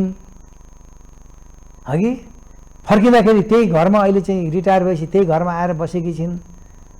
एउटा ठुलो साइन्टिस्ट मान्छेको चाहिँ त्यो आचरण हुने, त्यो पुँजीवादी मुलुकको कुरा गर्दैछु। आज हाम्रो चाहिँ के छ भन्दाखेरि मुलुकमा पदमा बसेका चाहिँ जिम्मेवार पदमा बसेका राष्ट्रपतिदेखि लिएर उपराष्ट्रपतिदेखि लिएर सबै प्रधानमन्त्रीको हैसियतहरू हेर्नुहोस् न तपाईँले। अघि होचिमिन चाहिँ के छ भन्दाखेरि चेला भन्ने होचिमिनलाई चाहिँ एउटा आदर्श नेता मान्ने मान्छेहरूको महलहरू हेर्नुहोस् त अहिले तपाईँको। अब त्यसैले गर्दाखेरि चाहिँ के छ भन्दाखेरि व्यक्ति नै महत्त्वपूर्ण पनि हुन्छ। तपाईँको हेर्नुहोस्, छनौट भन्ने चाहिँ नियुक्तिमै सबैभन्दा ठुलो महत्त्वपूर्ण कुरा। एउटा असल व्यक्ति पर्दाखेरि त्यही व्यवस्थाले पनि धेरै सुधार ल्याउन सक्छ। सिङ्गापुरमा ली कुआन यू चाहिँ के छ भने आउँदाखेरि अभूतपूर्व चमत्कार गरे नि उसले। तपाईँ यो भन्दै हुनुहुन्छ न्यायालयभित्र दलीयकरणको जुन प्रतिछाया पर्यो त्यसको शिकारको यो विस्फोटन हो अहिले। यो चाहिँ त्यसलाई त्यो भाषामा भन्दा पनि हुन्छ। यो चाहिँ के छ भने राजनीतिक दलको नेताहरूको स्वार्थपूर्ण भने चाहिँ एउटा चाहिँ के छ भने कारणबाट र उहाँहरूको चाहिँ के छ भने को कारणको नियुक्तिले गर्दाखेरि चाहिँ न्यायालय आज यो पङ्गु अवस्थामा पुग्न गएको त्यही हो। उहाँहरूले चाहिँ नियुक्ति गर्दा मेरिटोक्रेसी भनेर अघि तपाईँले शब्द प्रयोग गर्नुभयो अघि, त्यस आधारमा चाहिँ नियुक्ति अहिलेसम्म भएको छैन। तपाईँ हेर्नुहोस् एउटै दलभित्र पनि काङ्ग्रेसभित्र पनि कतिपय भने चाहिँ योग्य मान्छेहरू छन्। अहिलेकै तपाईँको के छ भने अब कानुन क्षेत्रमा चाहिँ शेरबहादुर प्रधानमन्त्री हुँदाखेरिको अवस्थाको नियुक्तिलाई हेर्नुहोस् न। काङ्ग्रेसभित्र चाहिँ धेरै अध्ययनशील मान्छेहरू, योग्य मान्छेहरू, इमान्दार मान्छेहरू छन्, तर नियुक्ति कसको भइरहेछ? एटर्नी जनरलदेखि लिएर विभिन्न पदमा तपाईँले हेर्नुहोस् त। के नेपाली काङ्ग्रेसको चाहिँ एटर्नी जनरलको चाहिँ के छ भने लागि नेपाली काङ्ग्रेसभित्र 101 चाहिँ अनुभव भएका एउटा प्रतिष्ठित एउटा स्थापित व्यक्तिहरू छैन र तपाईँको छन् नि, अरू पदमा पनि छन् नि। एमालेको के छ भन्दाखेरि समूहभित्र मोस्ट अफ द इन्टेलेक्चुअल्स नेपालका चाहिँ समाहित थिए नि त। त्यहाँभित्र पनि कतिपय योग्य मान्छेहरू न्यायपालिकामा हुन सक्ने थियो होला नि त। तर जो नेता छ उसको हनुमान दासदेखि बाहेक अरू कुन चाहिँ मान्छे नियुक्ति भएको देख्नुहुन्छ तपाईँ? राप्रपाको त्यही हो। अरू पार्टीहरूले पनि नियुक्ति गर्दाखेरि आफ्नै हनुमान दासलाई नियुक्ति गरिरहेछन्। तर फेरि पनि एउटा कुरा नि सर, जस्तै अहिले जुन हामी एउटा न्यारेटिभ सेट गरिरहेका छौँ नि, के भनिरहेका छौँ भने म यो तर्कसँग त्यति सहमत छैन। फेरि व्यक्तिगत रूपमा हामी के भनिरहेका छौँ भने प्रधान न्यायाधीशज्यू चोलेन्द्र शमशेरको जबराको राजीनामा र न्यायालयको शुद्धिकरण एउटै विषय हो र भने होइन। यो चाहिँ जस्तो तपाईँको के छ भन्दाखेरि एउटा कग अफ ए मेसिन भन्छ नि, एउटा व्हिलमा सयौँ चाहिँ के छ भन्दाखेरि दाँतीहरू हुन्छ कि त्यो चाहिँ दाँती चाहिँ तपाईँलाई एउटा आश्चर्य लाग्ला, व्हिलले नै अहिले चाहिँ जसले व्हिल उत्पादन गर्यो त्यो नै साइन्सको फाउन्डेसन हो कि।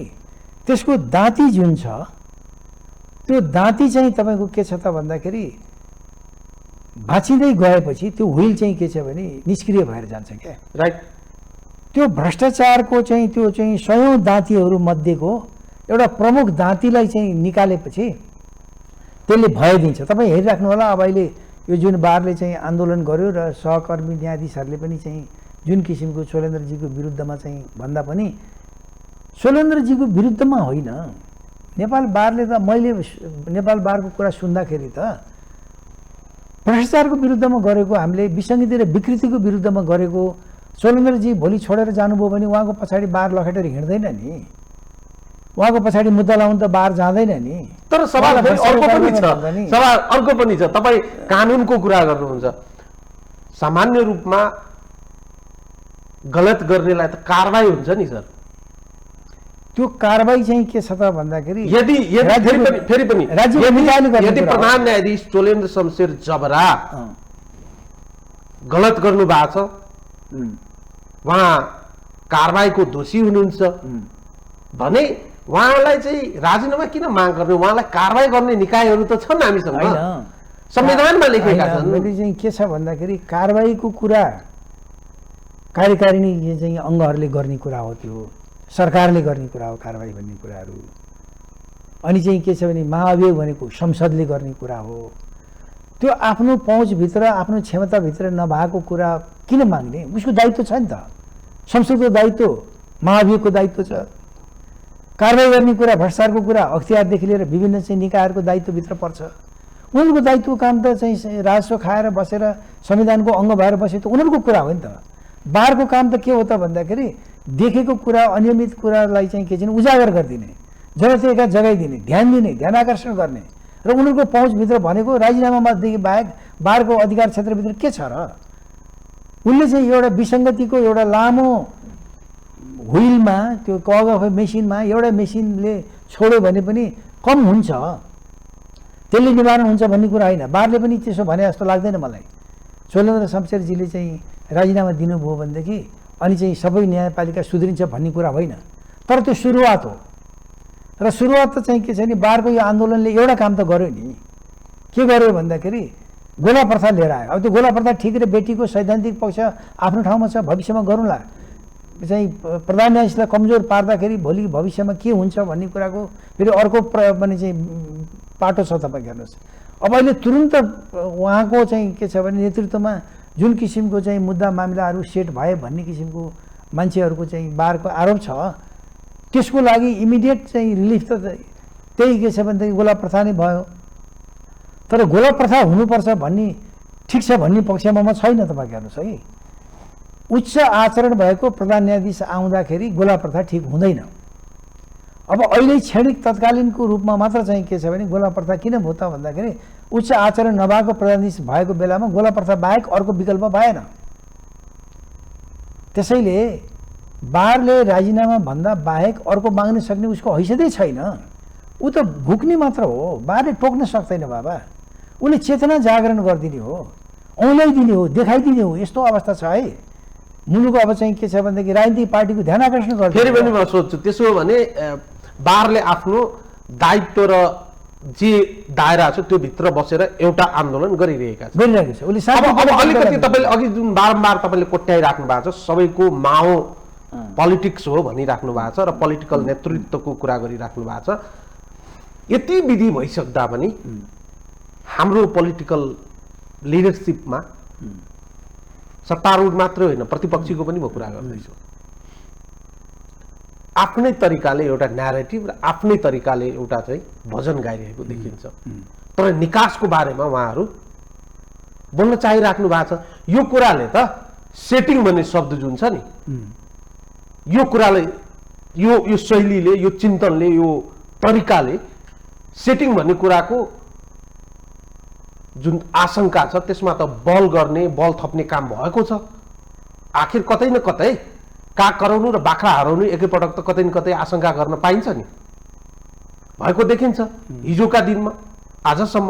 होइन भने यति विधि भइसकेपछि पोलिटिकल पार्टिजहरूले एउटा स्टेटमेन्टसम्म निकालेर न्यायालयभित्रको विवाद तत्काल समाधान गर्नुपर्दछ र त्यसको चाहिँ कानुनी, संवैधानिक र नैतिक धरातलमा उभिएर के सहज निकास हुन्छ त्यतातिर जानु उचित हुन्छ भन्ने कुरा बोल्न नसक्नु पोलिटिकल सेटलमेन्टको जुन कुरा छ त्यसमा बल गर्छ कि गर्दैन? तर मलाई चाहिँ के लाग्छ भन्दाखेरि अब सत्तासीन दल जुन छ अहिले 5 दलहरू छन् नि, उनीहरूले एउटा कुरा अभिव्यक्त त गरेका छन् है। उनीहरूले के भनेका छन् भन्दाखेरि यसलाई आन्तरिक रूपमै यो समस्याको समाधान गर्नुपर्छ। अहिले चाहिँ राजनीतिक दलले चाहिँ न्यायपालिकाको स्वतन्त्रतामाथि हस्तक्षेप गर्न हुँदैन। उनीहरूको त्यो भाषालाई मैले कसरी बुझेको छु भन्दाखेरि अदालतभित्रको यो विवादलाई अदालतमा प्रधान न्यायाधीशले चाहिँ समाधान गर्नुपर्छ भन्नुको अर्थ डिप्लोमेटिकल्ली त्यसलाई व्याख्या गर्ने हो भने राजीनामा गरेर चाहिँ तिमीले चाहिँ के छ भने इज्जतपूर्वक पदबाट मुक्त हौ भन्ने सन्देश हो जस्तो मलाई लाग्छ। तपाईँले यो अपेक्षा र तपाईँको यो बुझायो भने फेरि नैतिकताको, उच्च नैतिकताको कुरा गर्नुभयो, नैतिकता र उच्च आचरणको कुरा गर्नुभयो। यदि त्यसो हो भने एबीसीडी XYZ पात्रले त्यति बुझिदिएको भए, त्यति उच्च नैतिक भइदिएको भए, उच्च आचरण भइदिएको भए सम्भवतः यो अहिलेसम्म यति ल्याङ्गरिङ हुँदैन थियो। त्यो भइराखेका छैन। अनि हामी निरन्तर राजीनामा माग गरिराखेका छौँ, आन्दोलन गरिराखेका छौँ र XYZ पात्रले म दिन्न, तिमीहरू जे गर्छस् गर भन्ने शैली अपनाएको देखिन्छ। होइन, प्रधान न्यायाधीशले जस्तो सुकै रूप लिए पनि म दिन्न भने पनि त्यो जिम्मेवारी त बारको होइन नि। बारले त उजागर गरिदिने हो। बारको आन्दोलन त निरन्तर रहिरहन्छ। तपाईँ हेर्नुहोस्, निरन्तर रहिरहन्छ। बार भनेको जहिले पनि सरकारको विपक्षको एउटा वाचडग हो। यो वाचडगले सरकारभित्र रहेका जुनसुकै सरकार पनि, संसारका जुनसुकै सरकारका पनि कमी कमजोरी हुन्छन्। आफ्नो शासन व्यवस्था जोगाउनको लागि चाहिँ उनीहरूले सबै चाहिँ राज्यका संयन्त्रहरू प्रयोग गर्छन्, दुरुपयोग पनि गर्छन्। तपाईँ हेर्नुहोस्, त्यसैले bar as a institutions, as a professional lawyer सधैँ भने चाहिँ के छ भने सत्ताको विपक्षमै हुन्छ। त्यसले चाहिँ जनताको पक्षमा हुन्छ। त्यो जनतालाई भने भएका पीडित पक्षको भने चाहिँ उभिनु पर्ने उसको चाहिँ के छ भने मोरल ड्युटी हो। त्यो बारको भएको हुनाले बारको आन्दोलन चाहिँ अब भोलि प्रधान चाहिँ चोलेन्द्र शमशेरले राजीनामा दिएर रोकिन्छ र? खालि चाहिँ धर्नामा बस्लान् उनीहरूले। गोष्ठी हुन्छ, सम्मेलन हुन्छ, संवाद हुन्छ, आन्दोलनको स्वरूप चेन्ज हुन सक्छ। स्वरूप सधैँ आन्दोलन छ बारमा त। पत्रकारले सधैँ आन्दोलन गरिरहेको छैन, तपाईँले सधैँ आन्दोलन गर्नुभएको छैन। हरेक घटनालाई उजागर गर्नुहुन्छ, बेठिक भन्नुहुन्छ भने पत्रकार एभ्री सेकेन्ड तपाईँ चाहिँ विद्रोहमा हुनुहुन्छ, सुधार्नको लागि विद्रोह। तपाईँले चाहिँ जो उजागर गरिरहनु भएको छ, हाम्रो पेसाको स्वभावै त्यही हो। तर हो, अब हामीले चाहिँ के छ भन्दाखेरि हतियार लिएर हुल्दङ्गा गरेर जमात गरेर त्यस्तो किसिमको गर्नु चाहिँ त्यो अपराधपूर्ण कार्य हुन्छ, त्यसो गर्न हुँदैन। तर शान्तिपूर्ण तरिकाले भएको माने चाहिँ विकृति विसङ्गति भ्रष्टाचारहरूलाई अथवा कुनै किसिमका कुरालाई चाहिँ औँल्याएर ध्यान आकर्षण गर्ने कुरा त उसको दायित्वभित्र पर्छ। र अर्को कुरा चाहिँ के छ भन्नुहुन्छ भन्दाखेरि अहिले चाहिँ म के भन्छु भन्दाखेरि नेपालको चाहिँ अब पापड त मेरो पालामा पनि बडो सशक्त थियो अघि, हामीले चाहिँ त्यो बडो बुद्धिमानीपूर्वक गरेका थियौँ। अब नागरिक समाज पनि छ। अघि तपाईँले चाहिँ के छ भने टाउको दुखे औषधि नाइटमा लाई भन्नुभयो नि, यसको मूल स्रोत कहाँनिर छ भन्दाखेरि राजनीतिक दलका अयोग्य नेतृत्व जुन छ, त्यो अयोग्य नेतृत्वको यो जम्मै परिणाम हो अहिलेको। त्यसैले हामीहरू चाहिँ अब के छ त भन्दाखेरि के कुरामा ध्यान दिनुपर्छ भन्दाखेरि मूल जड जहाँनिर छ, जहाँ यसको स्रोत छ, त्यो स्रोतमा यी चाहिँ के छ भने विसङ्गति र विकृति र यो भ्रष्टाचार फैलाउने, यो हैसियतभन्दा चाहिँ के छ भने बढी जिम्मेवारी बोक्ने अनैतिक नेताहरूलाई चाहिँ के छ भन्दाखेरि निर्वाचनबाट पराजित गराउनको लागि चाहिँ हामी सबै लाग्यौँ र उचित एउटा चाहिँ के छ भने असल व्यक्तिको नेतृत्व चाहिँ माने चाहिँ निर्वाचन गर्न सक्यौँ भनेदेखि यो धेरै हदसम्म समाधान हुन्छ। तपाईँको न्यायपालिकाको आफ्नै कारणले मात्र भ्रष्टाचार हुने होइन नि। म अन्तिम प्रश्न गर्छु हजुरलाई, त्यसो हो भने हामी जति संवाद गर्यौँ विभिन्न एङ्गलबाट, न्यायालयभित्र व्यापक रिफर्मको आवश्यक छ, व्यापक रिफर्म जरुरी छ। त्यसमा सबैभन्दा पहिलो चेन्जेस भनेको पोलिटिकल लिडरसिप हो र त्यसपछि न्यायालयभित्र विधि पद्धति प्रक्रिया र त्यहाँ नेतृत्वमा ल्याउने व्यक्तिको नैतिकता र उच्च आचरणमा भर पर्छ। यही हो आवश्यकता आजको। संसारमा न्यायपालिकाको संरचना सबै राज्यहरूमा सामान्य धेर थोर अलग भए पनि सामान्यतया संरचनामा खास फरक हुँदैन। किन भन्दाखेरि चाहिँ हाम्रो संरचना फरक छैन क्या। हामीले चाहिँ के छ भने जिल्ला अदालत, उच्च अदालत, सर्वोच्च अदालतको 3 तहको जो चाहिँ न्यायालयको व्यवस्था गरेका छौँ, संसारका प्रत्येक मुलुकहरूमा संरचना यही नै हो अघि। त त्यहाँ नियुक्ति हुने पात्र जुन छ, त्यो पात्रले त्यो संस्थालाई सञ्चालन गर्छ क्या। त्यसैले चाहिँ त्यो नियुक्ति हुने पात्र चाहिँ उच्च आचरणको नैतिकवान एउटा चाहिँ योग्य कुशल व्यक्ति पर्यो भनेदेखि त्यो तपाईँको के छ भन्दाखेरि सुध्रिएर जान्छ। तपाईँको हेर्नुहोस्, एउटा जस्तो तपाईँलाई म उदाहरण दिन्छु कि अब अहिले चाहिँ यस्तो चाहिँ के छ भन्दाखेरि टेक्नोलोजी डेभलप भइराखेको छ कि त्यो टेक्नोलोजी चाहिँ हाइएस्ट टेक्नोलोजीलाई चाहिँ हाम्रो मुलुकमा हामीले लिएर आएर प्रयोग गर्न खोज्यौँ भनेदेखि हामीसँग म्यान पावरै छैन, योग्यतै छैन क्या। तपाईँ हेर्नुहोस् हगि, तपाईँ हामी आइफोन चलाइराखेका छौँ, मसँग लेटेस्ट आइफोन छ हगि, त्यो मेरो लेटेस्ट आइफोनको म 2% पनि प्रयोग गर्न सक्दिनँ, मसँग त्यो क्षमतै छैन क्या हगि। त्यसैले चाहिँ त्यो क्षमताको अभाव हो यो कुराहरू। त्यसैले पहिलो सुधार चाहिँ के छ भने राजनीतिमा उच्च नैतिकता भएको एउटा चाहिँ जनपक्षीय चाहिँ के छ भने आदर्श व्यक्ति नआइन्जेलसम्म यो मुलुकमा चाहिँ के छ भन्दाखेरि रूप फेरिँदैन। अहिले तपाईँ हामी भनौँ नेपालको आज चाहिँ के छ भने 47 सालदेखि अहिलेसम्म करिब 30 वर्षको इतिहासमा, बहुदलको इतिहासमा राजनीतिक दलको नेता र कार्यकर्ताको जीवनशैली फेरियो, उनीहरू उन्नत भए। अब उनीहरूको चाहिँ के छ भने हैसियत फरक भयो। कमन पिपुलको परिवर्तन कहाँ आयो तपाईँको मलाई देखाउनुहोस् न एउटा कुरा। यो व्यवस्थाले, बहुदलीय व्यवस्थाले हामीले आम नेपाली जनताको, बहुमत जनताको जीवनमा के परिवर्तन ल्यायौँ, हामीले के दियौँ? के चाहिँ काङ्ग्रेसको कार्यकर्ताको जीवन फेरिएर नेपालको फेरिन्छ? के एमालेको चाहिँ जीवनशैली फेरिएर अथवा अरू राजनीतिक दलको राप्रपाको मधेसवादी दलको जति नेपालमा छन् दलहरू तीका कार्यकर्ता ती कार्यकर्ताको चाहिँ जीवनशैली फेरिया छ, तिनीहरूले प्रगति उन्नति गरेका छन्। तपाईँको हेर्नुहोस्, त्यो पनि राज्यकै स्रोतलाई दुरुपयोग गर्ने कुरा हो त्यो, हगि। तर आम नेपाली जनता जुन छ, कमन पिपुल जुन छ, त्यसको जीवनमा के परिवर्तन ल्यायौँ हामीले? त्यसैले चाहिँ हामीले एकचोटि चाहिँ के छ भने यो संविधान पनि जुन 72 सालको बन्यो, मैले धेरैचोटि भन्ने गरेको छु, हगि। अब यो चाहिँ केही जनताको अपेक्षाका अवधारणाहरू पनि त्यहाँ छन् र चाहिँ राज्यले बोक्न नसक्ने दायित्व पनि बोक्या पनि संविधानमा छ। नेपाली समाजले माग्दै नमागेको, चाहँदै नचाहेका कुराहरू पनि बाहिरबाट थोपरिएको पनि छ। सुन्दर बनाउन खोज्दा खोज्दै यो ऊँट भएको छ। तपाईँको हेर्नुहोस्, हगि।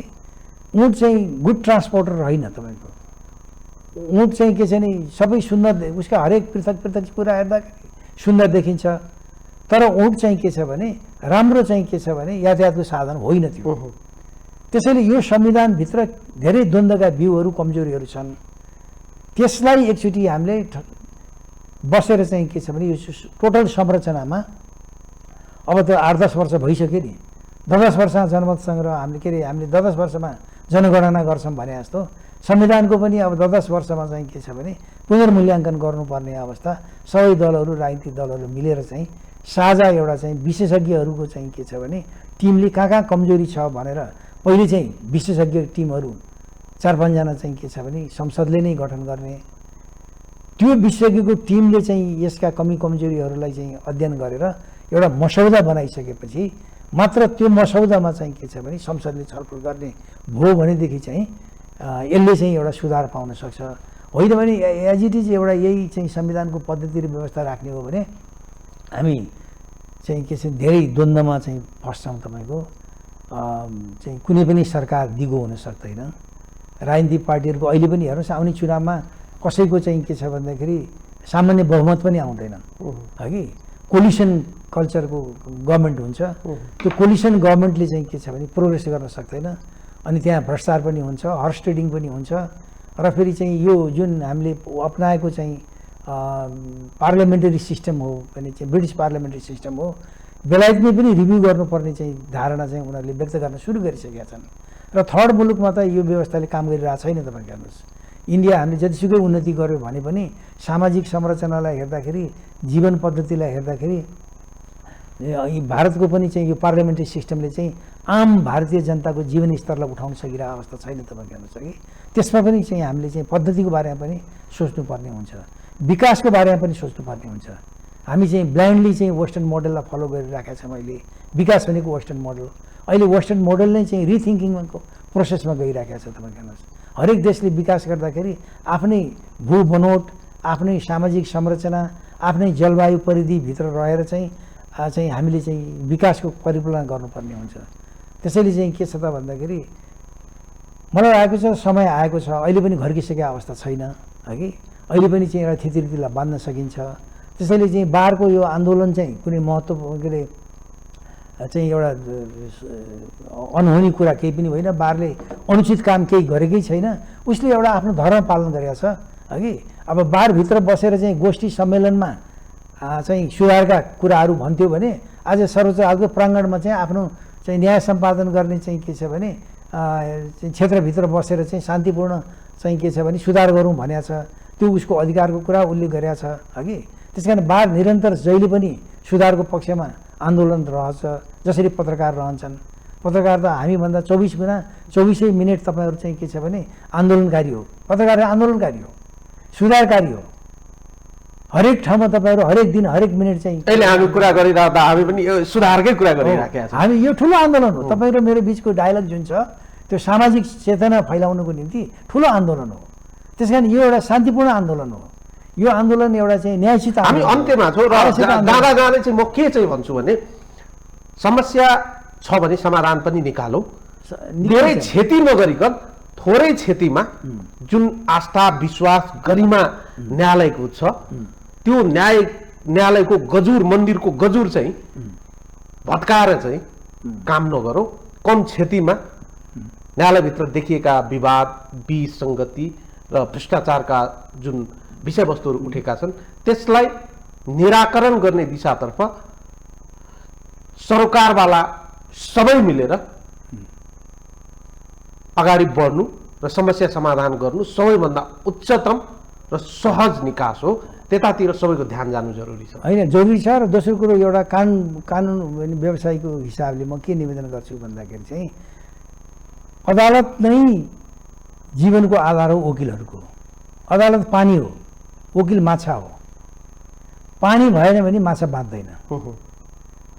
अदालत चाहिँ नखुल्दाखेरिको अवस्थामा धेरै कानुन व्यवसायीहरू अहिले चाहिँ दैनिक जीवनको निम्ति भने चाहिँ कष्टमत भएको रहेछ। केही वकिलहरू सम्पन्न होलान् अघि, तर त्यसैले गर्दाखेरि प्रोफेसनल लयरले कहिले पनि अदालतमा असुरक्षा होस्, अदालत चाहिँ बन्द होस्, उसको चाहिँ दाना पानीको स्रोत नै अदालत हो क्या तपाईँको। प्रोफेसनल लयरको म कुरा गर्दैछु। तर एउटा दुर्भाग्य के हुन्छ त भन्नुहुन्छ भन्दाखेरि हाम्रो बार एसोसिएसनभित्र प्रोफेसनल लयर भन्दा पनि एउटा पोलिटिकल भने चाहिँ के छ नि क्याडरको चाहिँ बढी डोमिनेसन छ क्या तपाईँ हेर्नुहोस्। जसलाई जो चाहिँ के छ भने एउटा कोर्टको डिग्निटी भन्दा पनि पार्टीको चाहिँ एउटा निर्देशनबाट चाहिँ के छ त भने सञ्चालित भएको हुनाले अनि त्यसको चाहिँ नेगेटिभ इम्प्याक्ट चाहिँ जुडिसियरीमा परेको छ अहिले है। प्रोफेसनल अर्गनाइजेसन हुन सकिरहेको छैन नेपाल बार एसोसिएसन।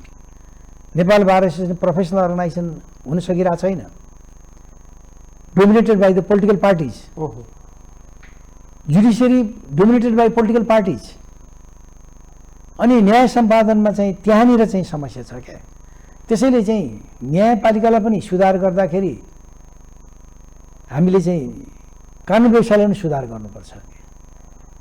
कानुन व्यवसायलाई चाहिँ किन न्याय सम्पादनका अभिन्न अङ्ग दुईटा भएको हुनाले अब अहिलेको परिस्थितिमा चाहिँ के छ भने दुवै चाहिँ दुधले धोएका इमान्दार माने चाहिँ के छ न्याय सम्पादन गर्न बसेको संस्था चाहिँ छ, संस्थाको आदर्श छ, तर नियुक्त व्यक्तिहरूको चाहिँ क्रियाकलाप र आचरण चाहिँ त्यसको ठिक विपरीत छ क्या तपाईँको। समस्या व्यक्ति हो, समस्या नियुक्ति हो, समस्या नियुक्ति गर्ने पदाधिकारीको हो, समस्या राजनीति चाहिँ के छ भने केन्द्रको हो, लिडरसिपको हो, कार्यकर्ताको पनि होइन। तपाईँ हेर्नुहोस् पोलिटिकल पार्टीभित्रका धेरै क्याडर्सहरूलाई म सबै पार्टीका क्याडर्सहरूलाई धेरै थोर चिन्दछु। धेरै आदर्श व्यक्तिहरू छन् त्यहाँनिर, धेरै पीडित व्यक्ति छन्। हजारौँले आफ्नो परिवारलाई बर्बाद गरेर चाहिँ राजनीतिमा होमिएका छन् हगि। हाम्रो समस्या, नेपालको समस्या, विकासको समस्या, शान्तिको समस्या, सुशासनको समस्या सबैको मूल जड चाहिँ के छ भने राजनीतिक दलका नेतृत्वहरू हुन्। नेतृत्वलाई परिवर्तन गर्न सक्यौँ हामीले, नेतृत्वलाई सजाय दिन सक्यौँ चुनावमा भन्दाखेरि चाहिँ के छ भने चुनावबाट आएको फ्रेस भने चाहिँ के छ भने म्यान्डेटबाट आएका असल र उच्च आचरण भएको चाहिँ के छ भने सरकार बन्न सक्यो भनेदेखि, अहिलेको नेतृत्व परास्त भयो भनेदेखि नेपाल चाहिँ तपाईँको आमूल परिवर्तन आउँछ, सुधार आउँछ। नेपालमा चाहिँ एउटा चाहिँ के छ भने धेरै चाँडो चाहिँ प्रगति पनि हुन्छ। त्यसैले चाहिँ अनन्तजी म के भन्छु भने तपाईँको लोकप्रिय चाहिँ यो संवाद कक्षबाट चाहिँ के भन्छु भन्दाखेरि चाहिँ हामी सबै जति पनि चाहिँ व्यावसायिक सङ्गठनहरू छौँ, नागरिक समाज छौँ, पत्रकारहरू छौँ, हामीहरू चाहिँ आम नेपाली जनता जुन छौँ, हामीले चाहिँ के छ भने न्यायको विकृति र विसङ्गति अदालतको कर्मचारीसँग खोज्नुभन्दा पनि, न्यायाधीशसँग खोज्नुभन्दा पनि यसको मूल जड स्रोत चाहिँ के छ भने नियुक्त गर्ने व्यक्ति राजनीतिक नेताहरू भएको हुनाले तिनीहरूलाई हामीले चाहिँ ठिक गर्न सक्यौँ भनेदेखि देश सुध्रियो। अनि यो चाहिँ के छ भने जरामा चाहिँ पानी हालिराख्ने अनि पात टिपेर मात्र चाहिँ समस्या समाधान हुँदैन। तपाईँको आशा गरौँ तपाईँले आम नेपाली चाहिँ नागरिकलाई पनि म के भन्न चाहन्छु भने मतदातालाई पनि, हाम्रो मतदाताहरू पनि भ्रष्ट छन्। तपाईँको हेर्नुहोस् एक पेग रक्सी र चाहिँ एक चौटा मासुमा चाहिँ भोट बेच्छन्। तपाईँको हेर्नुहोस् पैसामा भोट बेच्छन्। राजनीतिक कार्यकर्ताहरू भोलि एउटा जागिरको आशामा चाहिँ के छ भन्दाखेरि चाहिँ आफ्नो चाहिँ विवेक बेचिराखेका छन्। वकिलहरू सर्वोच्च अदालतमा न्यायाधीश पनि चाहिँ अदालतहरूभित्र चाहिँ वकिलबाट पनि न्यायाधीश जाने भइसकेपछि बार कमजोर भएर गयो। मैले नेतृत्व गरेको बार यति शक्तिशाली थियो, मभन्दा अगाडिका बारहरू यति शक्तिशाली थिए, मभन्दा पछि पनि शक्तिशाली हुनुपर्ने हो। तर जहाँ चाहिँ वकिलबाट पनि न्यायाधीश नियुक्त हुन्छ भनेपछि बार भयङ्कर कमजोरी भयो बार पनि के छ भने न्यायाधीशको लागि चाकरी गर्ने चाहिँ प्रथा भयो। 26,000 वकिलहरू छन्, 15जना पनि चाहिँ के अरे चाहिँ न्यायाधीश नियुक्त हुन्छ। 26,000कै स्ट्रेन्थ चाहिँ कमजोर भएर गयो। र अर्को जुडिसियरीमा म के निवेदन गर्न चाहन्छु भन्दाखेरि अन्तिम मेरो भनाइ, बाह्यबाट नियुक्ति गर्ने चाहिँ प्रक्रिया जुन न्यायाधीशहरूको छ त्यसलाई बन्द गर्नुपर्छ। न्यायाधीश भनेको क्यारियर जज नै हुनुपर्छ नेपाल जस्तो देशको लागि, जस्तो जापानमा छ, फ्रान्समा छ। सुरुमै चाहिँ के छ भन्दाखेरि सेवा चाहिँ उसले प्रवेश गर्दाखेरि न्यायाधीशको निम्ति सेवा प्रवेश गर्ने कि कानुन व्यवसायीको निम्ति गर्ने कि सरकारी वकिलको निम्ति गर्ने कि कसैको जाँच दिँदाखेरि नै ऊ चाहिँ के छ भने त्यो सेवामा प्रवेश गरोस्। त्यसैले चाहिँ नेपालमा यदि क्यारियर जजको व्यवस्था भयो, राजनीतिक दलहरूले नियुक्ति गर्न नपाउने, बारबाट चाहिँ नियुक्ति हुन नपर्ने, अरूबाट बाहिरबाट आउन नपाउने, जज चाहिँ क्यारियरै जज हुनुपर्ने भन्ने व्यवस्था भयो भनेदेखि अनि त्यो चाहिँ निष्पक्ष हुन सक्छ, त्यहाँ राजनीतिक प्रभाव पर्दैन। त्यसैले गर्दाखेरि चाहिँ अहिलेको मेरो अध्ययन र अनुभवबाट चाहिँ मैले के देखिरहेको छु भन्दाखेरि जुडिसियरीमा जजेसको अपोइन्टमेन्ट चाहिँ क्यारियर जजकै माध्यमबाट होस्। त्यसको लागि 20 वर्ष लाग्ला र समावेशी पनि गर्न सकिन्छ त्यसभित्र। तिनीहरूलाई स्पेसल ट्रेनिङ दिएर न्यायाधीशकै रूपमा चाहिँ के छ भनेदेखि विकास गराउने तिनीहरूलाई। त्यसो गऱ्यो भने पार्टीको प्रभाव पनि पर्दैन। अब अहिले त तपाईँको न्यायाधीश, तपाईँले जति चाहिँ अदालतमा न्यायाधीश देख्नुहुन्छ ती मान्छेले चाहिँ के छ भने यो फलानुको कार्यकर्ता अहिले पनि डिस्गाइज फर्ममा त मेम्बरसिप त होला नि त पार्टीभित्र, बाहिर पो त्यहाँ तपाईँको मेम्बरसिप नहोला त, डिस्गाइज फर्ममा त होला, राइट। त्यसैले गर्दाखेरि त्यसले पनि जुडिसियरीलाई कमजोर बनाइराखेको छ क्या। आशा गरौँ सर तपाईँ हामीले गरेको यो संवादहरू, बहसहरू, छलफलहरू न्यायालयको सुधारको लागि हो। न्यायालयभित्र देखिएका व्यतिथि, बेरितका कुराहरू, ती सबै कुराहरू हटाउने हाम्रो प्रयास हो। सरकारवालाहरू सबै लाग्यो भने सम्भवतः न्यायालयभित्र देखिएको विवाद समाधान गर्न त्यति समय नकुर्नु पर्ला। धेरैपट्टि समय र संवाद गर्न पाइयो तपाईँसँग। धन्यवाद र आभार प्रकट गर्न चाहन्छु। अनन्तजी तपाईँलाई पनि धेरै धेरै धन्यवाद है कि म धेरै लामो समयपछि मैले आफ्नो विचारहरू तपाईँको चाहिँ लोकप्रिय चाहिँ टेलिभिजन मार्फत अभिव्यक्त गर्न पाएँ। दर्शकहरूलाई पनि मेरो हार्दिक नमस्कार छ। र दर्शकहरूमा मेरो अन्तिम अनुरोध चाहिँ के छ त भन्दाखेरि राजनीतिक दलको नेतृत्वलाई सुधार गर्न सकेन भनेदेखि नेपालको सुधार हुँदैन। नेपालको सुधार गर्ने हो भने राजनीतिक दलको नेता चाहिँ के छ भने एउटा उच्च आचरण भएको आदर्श चाहिँ व्यक्तिहरू चाहिँ हुनुपर्छ। त्यसको निर्वाचनको मार्फतबाट त्यस्ता व्यक्तिहरूलाई विजय गराउने चाहिँ के छ भने आम हामी नेपालीहरूको चाहिँ एउटा अभिप्राय र चाहिँ चाहना हुनुपर्छ र प्रयास हुनुपर्छ। आशा गरौँ आगामी निर्वाचनपछि एउटा चाहिँ असल व्यक्तिहरूको चाहिँ के छ भने नेतृत्व चाहिँ राजनीतिक दलमा आओस्। यही शुभकामना दिँदै म बिदा हुन्छु र सबैलाई मेरो नमस्कार छ। धन्यवाद। दर्शकहरू, उहाँ हुनुहुन्थ्यो वरिष्ठ अधिवक्ता, नेपाल बार एसोसिएसनका पूर्व अध्यक्ष विश्वकान्त मैनाली। आजको लागि यो संवाद यति नै। सम्पूर्ण युनिट लगायत मलाई पनि बिदा दिनुहोस्। नमस्कार।